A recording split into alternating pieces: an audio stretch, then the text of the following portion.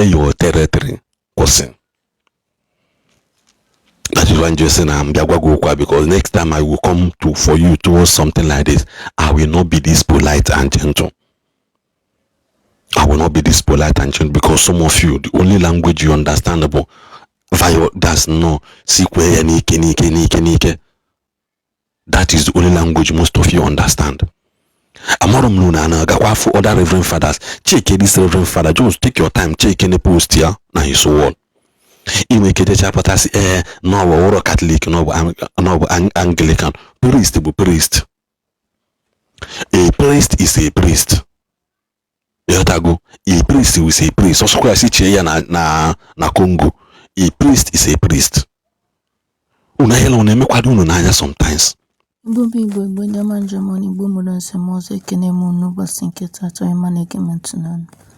Unu anụgonu a little bit of ihe nwanne nwoke kwuru, mana biko unu asịkwu take your time watch go this video. Igbo ọchịcha echefuna ka comment, share, subscribe ma on notification gị na any video ahụ. Igbo ndị na-ege ntị ekene kwa m ọnụ, so biko achọrọ m igbu onye ọbụla oge. Mana tupu anyị aga n'iru biko kunu go down na video this Reverend Father Ebubedike post video of Becky Eneche unye Dr. Paul Eneche. Just take your time and watch it. Now please watch this video. Returning God's portion must be done consistently. Every time you miss your sacrifice, your tithe, you go back to square one. The ones you did before becomes nullified. It's like you press a delete button back. You see, Abi? All I can tell you is this: believe her at your own risk. This is not what the scripture teaches. God bless you and keep you safe. Amen. Thank you all for watching. I'm Nuno that video. It's only a foolish son yana bale. So Father Ebubedike can reply in a way that you understand. And I'm making this very, very clear. Choose your fight. Choose your fight very well. Yotago. You decide to correct the body of Christ, because I know you are not called to correct the body of Christ. One. Yotago. You are not called in any way to correct the body of Christ. Talking about the body of Christ, you as a father, throughout your wall in or your post, either controversial, a correct yonya, equal makebukubi, equal makebukubi, equal makahamin members cadlicking, equal makanka, equal also. Afu be many tangible things in your wall that can convince an unbeliever to follow Christ. I repeat, afu be anything from your wall that can convince an unbeliever to follow Christ. About testimonies of the miracles of God in a post, because a man simply believe in a miracle. About testimonies of life transforming things God has done through you or through any other people in a post. About message to encourage other men of God or what they are doing in a post. Controversy. First of all, let me introduce myself to you. It's about from Muchubuzo Kafo. Ntago. Can introduce one to you. I am a full member of Dunamis Church. A full member of Dunamis Church. So can you go here? Can I scream? This video was done by me. Yotago for Dunamis Church Crusade held in Lagos earlier this year. Yotago. I am not ashamed to say it. I am not those people that shy away from where they belong to. I always stand my ground. So Father Ebubedike, for you choose your fight very well when it comes to Dunamis Church, because choose your fight very, very well. Malebe your territory kwasi. Malebe your territory kwasi. That is why I'm just saying I'm because next time I will come to for you towards something like this, I will not be this polite and gentle. I will not be this polite and gentle because some of you, the only language you understandable, that's no nike. That is the only language most of you understand. Amorum no na gakwa for other reverend fathers. Check this reverend father. Just take your time. Check any post here. Now his wall. Ime kete chapatasi no oro Catholic no Anglican. Priest bu priest. A priest is a priest. Yotago. A priest is a priest. Also kwa si cheya na Congo. A priest is a priest. Una hela uneme kwa dunu na sometimes. Edu kwa nambe post cha video Mrs. NHN agwana the implications or the things made in the Bible regarding tithe and offering. Edu mni agwa makia. Now, since you don't want to explain about it, allow me now lecture you. Can lecture about tithe and offering. Pick your Bible, go to Malachi chapter 3 from verse 6 to 10. I am not the part that quotes Bible without Igbo. Let us read.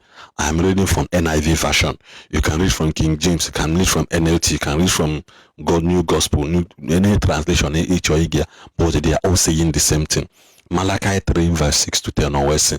I, the Lord, do not change. So you, the descendant of Jacob, are not destroyed. That is a promise number one. That is getting number one promise from God to his people. That again, there is no condemnation for them. They are not getting destroyed. Or see, ever since the time of your ancestors, you have turned away from my decrees and do not kept them.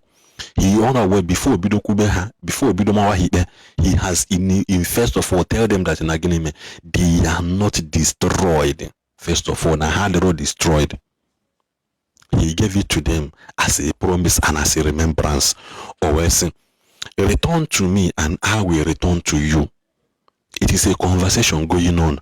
Na enmele me ha me ha no na mana chiyata to you.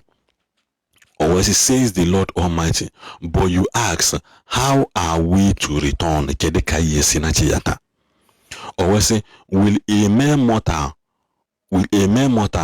rob God? Or say yes, yet you rob me, but you ask, how are we robbing you? Always in tithe and offering. Or again, say you are under a curse, your whole nation, because you are robbing me. Bring the whole tithe into the storehouse, that there may be food in my house. One. So you get your video, Dr. Paul Eneche. A man that again you that is not doing this thing, you are actually depriving something being in the storehouse of God. One. Natago, you as a priest, but I'm still coming back to that. But I go check the Bible first. Always that there may be food in my house, or say, test me in this, says the Lord Almighty, and see if I will not throw open the floodgates of heaven and pour out so much blessing that there will not be rooms enough to store it. Or say, try me in this. Oblona in a sin that you are not robbing me and you are not under a curse. Make any this thing in tithe and offering. Careful if I will not do these things for you. Also, that there will be multiple. Just like the prophet to God, that woman in the Bible. Go and borrow vessel. Borrow not a few. Borrow not a few. Because the blessing that is coming will be too big for your house to contain it, for your house to go. So you are no longer a blessing. Your whole nations and people associated to you becomes a blessing. That is why he also said it here. Also, you guys are getting, you are, or see, ever since you're getting one, they know that you are under a curse, your whole of your nations, because you have failed in this law. It is a law, not a decree. Understand it. It is a law. It's a very principal thing that when you fail to do this, this is the consequences that is surrounding this thing. Edom knew as a father maybe I say now let me come back to you officially.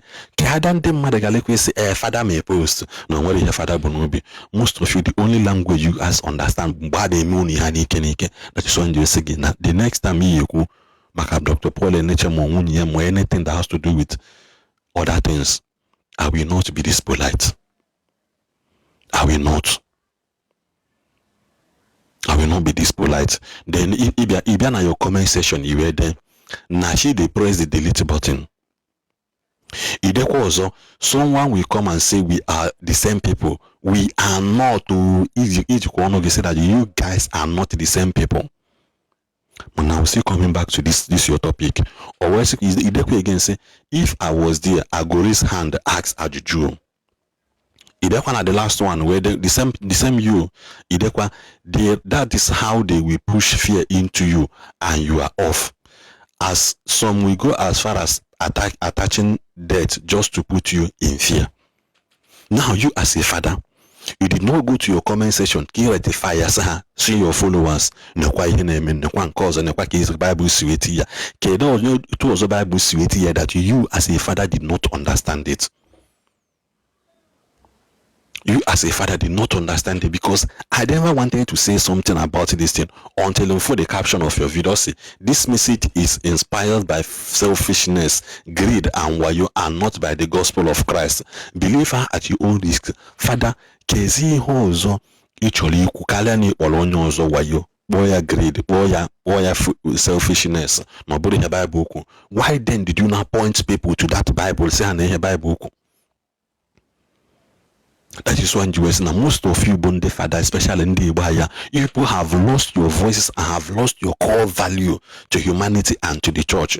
That is why it takes he only took Nigeria a man, a Pentecostal pastor, to raise his voice against the genocide in Nigeria, against the Christian genocide in Nigeria, and all of you are celebrating it. Another Pentecostal pastor, wayo, selfish, greed, na nobody in the Bible. Manage me born again at the other post. See that you are not of the same people. But you people are celebrating another pastor for being an echo that echoed in the far north of Nigeria, and his voice is being heard in the White House of America. What then happened to your voices as a priest? Father superior, Father the same pastor you people will call a layman tomorrow, but the same person that echoed and his voice was heard in America. Because most of you have lost your voices because people have lost your voices and have lost your productivity, your core value to humanity, and your primary assignment. People have lost it. People have lost it. Is that how praised out of the order of Melchizedek? It only took Abraham one glance to understand that this is a priest. It only took Abraham a glance of once. Omar that Nonya Bukwa, a king from a city called Salem, he now offered his tithe of 10th of it, and Melchizedek did not return again until the New Testament during the time of Jesus. He's a priest from the order of Melchizedek of old. So he's no longer a young man. He became an old man even in Genesis. When Abraham will encounter.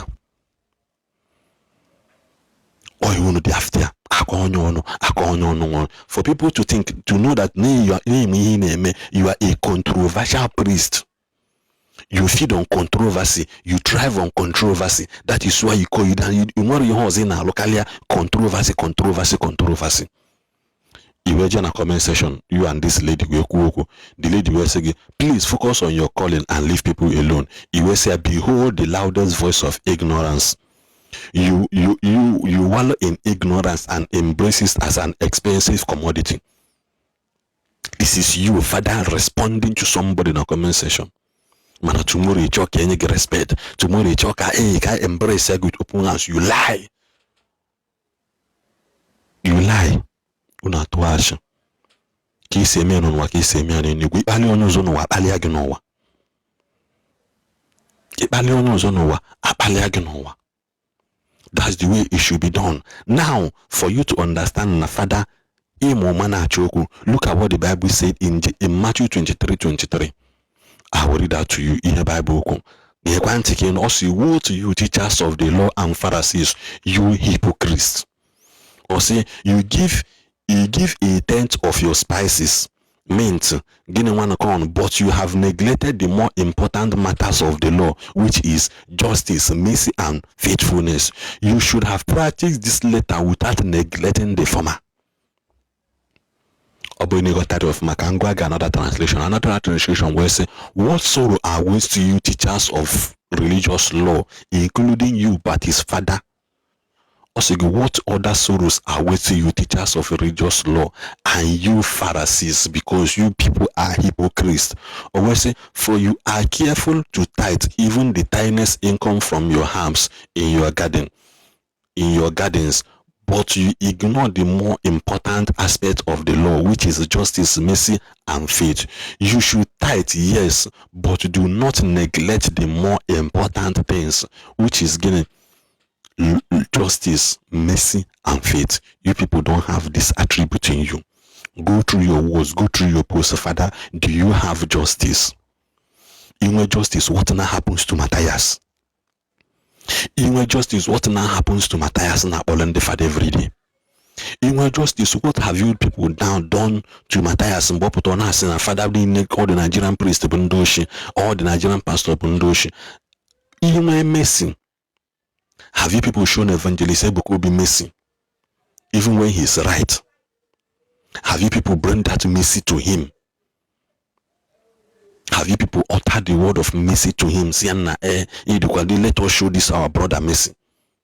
And the Bible ended up calling you people hypocrites. I did not call you Matthew 23:23, call you people hypocrites. He called you people hypocrites openly. That is the word of God.